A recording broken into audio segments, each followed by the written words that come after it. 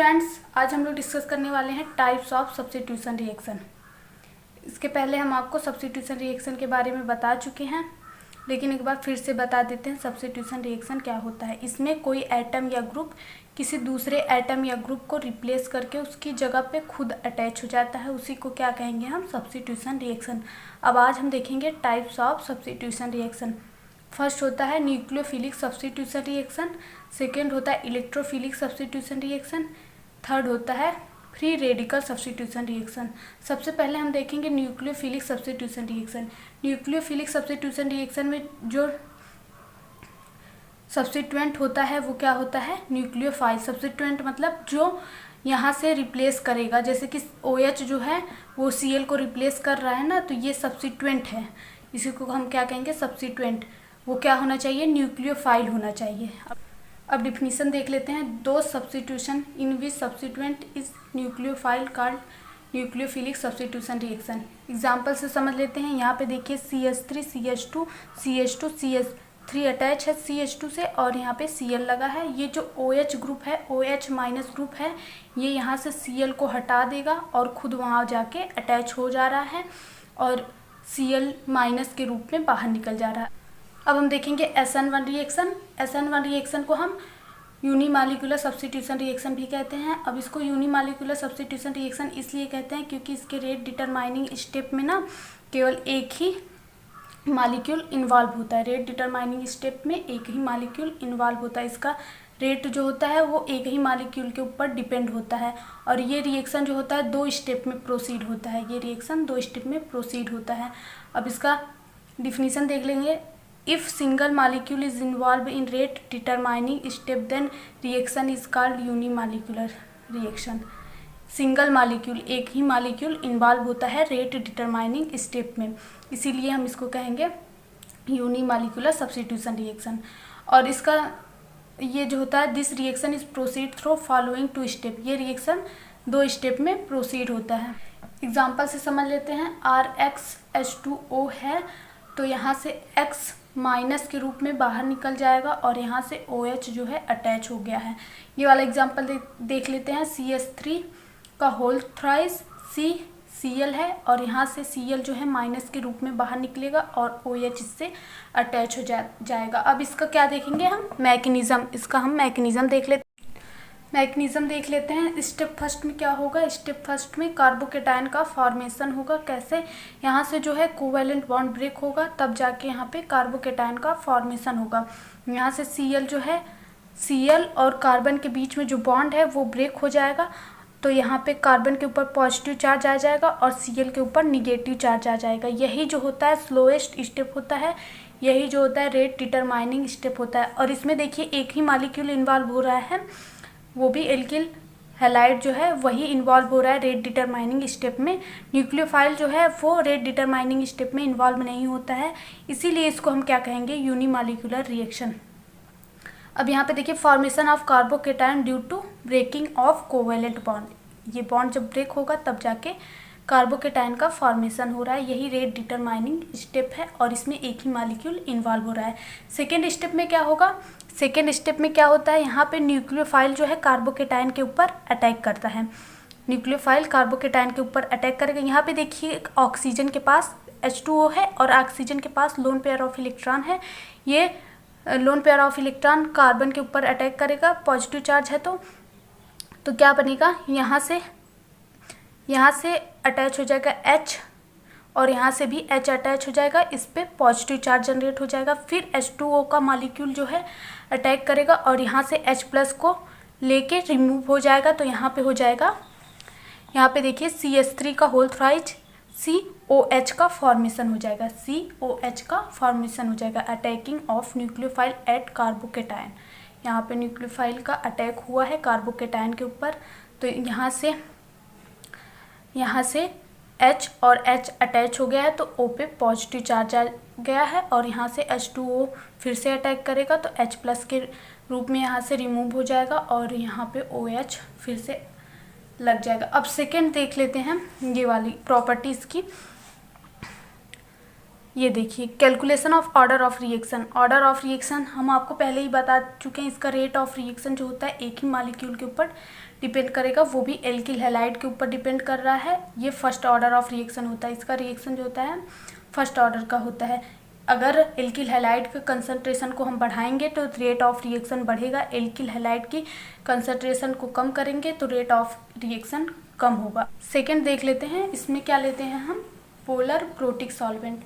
अब polar protic solvent क्यों लेते हैं, इसमें जो है प्रोटिक का मतलब होगा H+, और पोलर क्या काम करता है, पोलर मतलब उसमें पोलरिटी होना चाहिए, जैसे कि positive charge slightly positive slightly negative charge generate होना चाहिए। जब इलेक्ट्रोनिगेटिविटी डिफरेंस होगा तब जाके उस पर स्लाइटली पॉजिटिव चार्ज और स्लाइटली निगेटिव चार्ज जनरेट होगा, और उसके पास क्या होना चाहिए, H+ भी होना चाहिए। जैसे देखिए H2O है, H2O में H और O के बीच में इलेक्ट्रोनिगेटिविटी डिफरेंस है, तो ऐसे देखिए यहाँ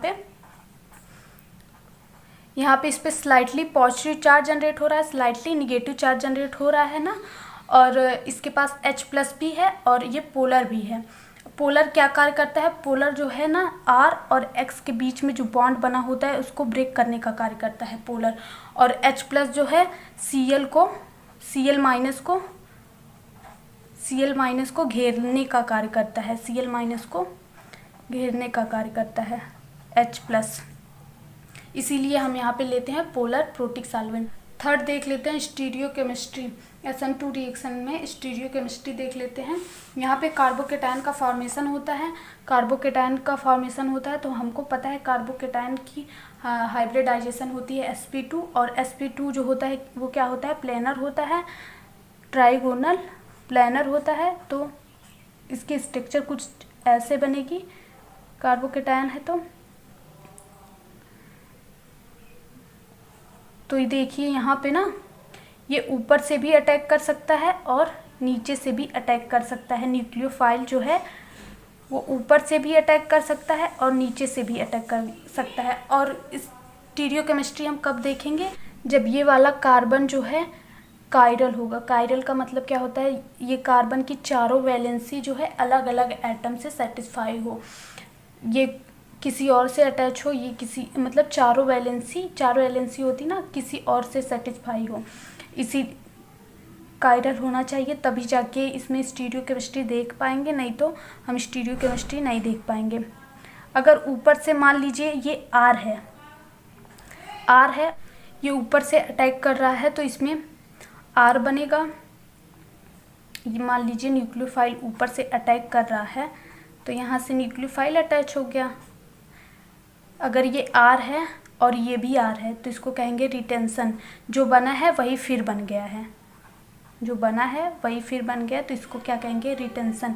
और अगर ये नीचे से अटैक कर रहा है तो ये R से S बनना है। मान लीजिए R से S हो गया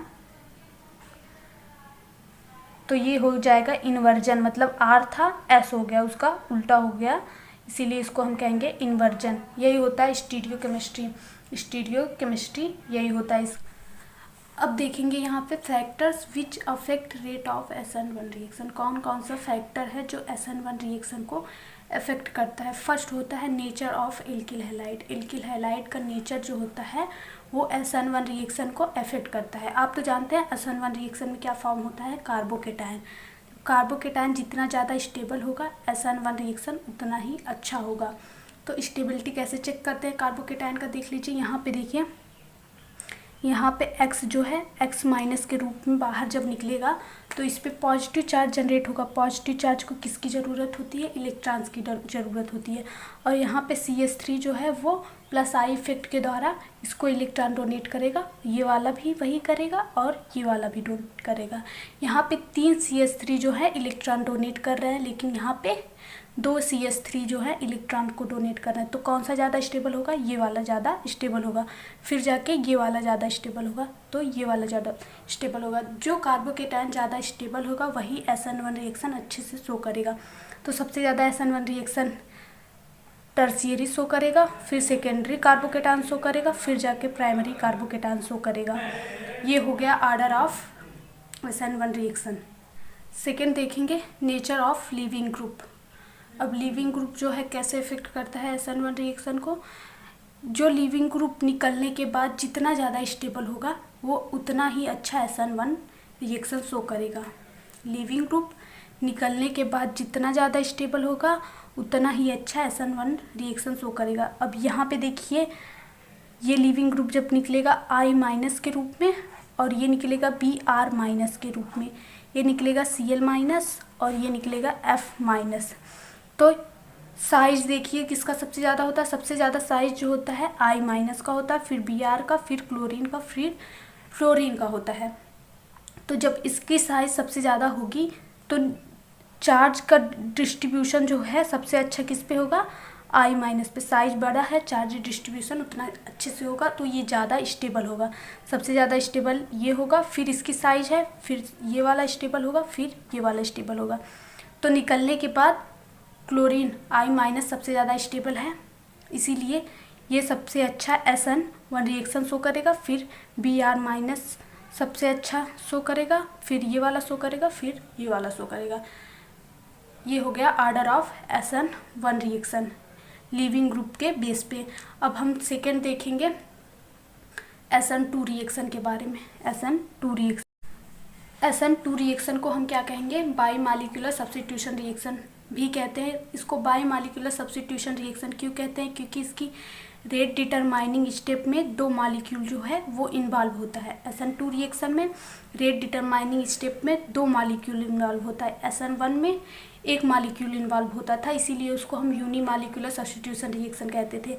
लेकिन यहाँ पे 2 मॉलिक्यूल इन्वॉल्व हो रहा है, इसीलिए इसको हम बाई मॉलिक्यूलर सब्स्टिट्यूशन रिएक्शन कहते हैं। रेट डिटरमाइनिंग स्टेप में 2 मॉलिक्यूल इन्वॉल्व होता है, मतलब ये इसका रेट 2 मॉलिक्यूल्स के ऊपर डिपेंड करता है। इसका रेट 2 मॉलिक्यूल के ऊपर डिपेंड करता है, और ये जो है वो सिंगल स्टेप में प्रोसीड होता है। SN1 रिएक्शन जो होता है वो टू स्टेप में प्रोसीड होता था। एक स्टेप में कार्बोकेटायन का फॉर्मेशन होता था, दूसरे स्टेप में न्यूक्लियोफाइल जो है कार्बोकेटायन के ऊपर अटैक करता था। लेकिन इसमें SN2 रिएक्शन में एक ही स्टेप में ये प्रोसीड होता है। अब इसका डिफिनीशन देख लेते हैं। If 2 molecule are involve in rate determining step then reaction is known as bimolecular substitution reaction. This reaction is proceed through only 1 step. ये एक ही स्टेप में प्रोसीड थ्रू होता है। वही एग्जाम्पल देख लेते हैं। एग्जाम्पल यहाँ पे देखिए, इस कार्बन और X के बीच में इलेक्ट्रोनिगेटिविटी डिफरेंस ज़्यादा है, तो इस पर स्लाइटली निगेटिव चार्ज जनरेट होगा और इस पर स्लाइटली पॉजिटिव चार्ज जनरेट होगा। जब स्लाइटली पॉजिटिव चार्ज जनरेट हो जाएगा तो ये OH- जो है वो यहाँ से बैक साइड से अटैक करेगा, तो ये वाला बॉन्ड धीरे धीरे वीक होगा। कार्बन और X के बीच का बॉन्ड जो है, हेलोजन्स के बीच का बॉन्ड जो है धीरे धीरे वीक होगा। ये वाला धीरे धीरे बॉन्ड स्ट्रॉन्ग हो जाएगा, तो ये वाला बॉन्ड फॉर्म कर लेगा और ये X- के रूप में बाहर निकल जाएगा। ये X- के रूप में बाहर निकल जाएगा। ये सब इतना फास्ट होता है ना कि एक ही स्टेप में प्रोसीड हो जाता है। इसमें कार्बोकेटायन का फॉर्मेशन नहीं होता है। SN1 रिएक्शन में कार्बोकेटायन का फॉर्मेशन होता था। यहाँ पे ट्रांजिशन स्टेट का फॉर्मेशन होता है। ये जो है इसको हम कहेंगे ट्रांजिशन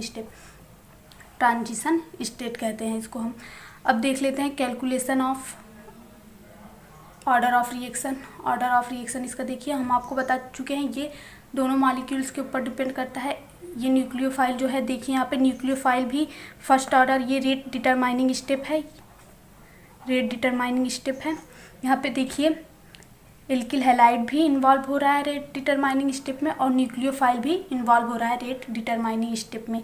यहाँ पे ये न्यूक्लियोफाइल है, तो ये जो है RX1OH1, यहाँ पे +1 भी लिख सकते हैं 1 ना, तो ये 1 हो गया है, 1 हो गया है, 1 + 1 हो गया है 2, तो ये हो गया सेकेंड ऑर्डर रिएक्शन। ये क्या हो गया, सेकेंड ऑर्डर रिएक्शन। ये सेकेंड ऑर्डर रिएक्शन होता है।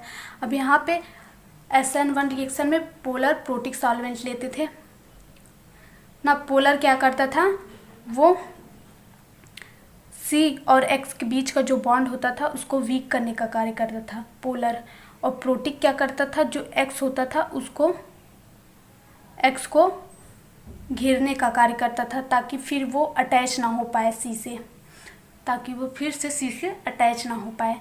लेकिन यहाँ पे एप्रोटिक सॉल्वेंट है, मतलब यहाँ पे प्रोटॉन H+ जो है वो नहीं है, यहाँ पे H+ नहीं है, तो X को घेरने का कार्य कोई नहीं करेगा, इसीलिए ये पीछे से अटैक करता है। अगर ये मान लीजिए, यहाँ पे देख लेते हैं, इसकी स्टीरियो भी यहाँ पे देख लेते हैं। अगर मान लीजिए ये S है, तो OH जो है वो बैक साइड से अटैक किया है, तो ये R हो जाएगा। इन्वर्जन कॉन्फ़िगरेशन में इन्वर्जन हो जाता है, जो बना है उसका उल्टा फॉर्म होता है, इसीलिए स्टीरियो केमिस्ट्री में इसका इन्वर्जन हो जाता है। ये आपको समझ में आ गया होगा। पोलर एप्रोटिक सॉल्वेंट यहाँ पे लेते हैं। अब सेकेंड देख लेते हैं।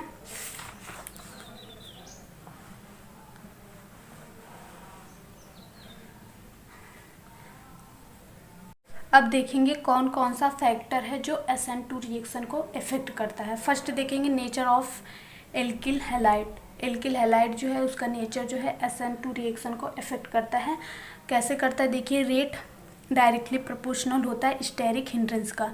स्टेरिक हिंड्रेंस जितना ज़्यादा होगा उतना कम जो है SN2 रिएक्शन होगा। स्टेरिक हिंड्रेंस जो है जितना कम होगा उतना ज़्यादा SN2 रिएक्शन होगा। इन्वर्सली प्रोपोर्शनल होता है।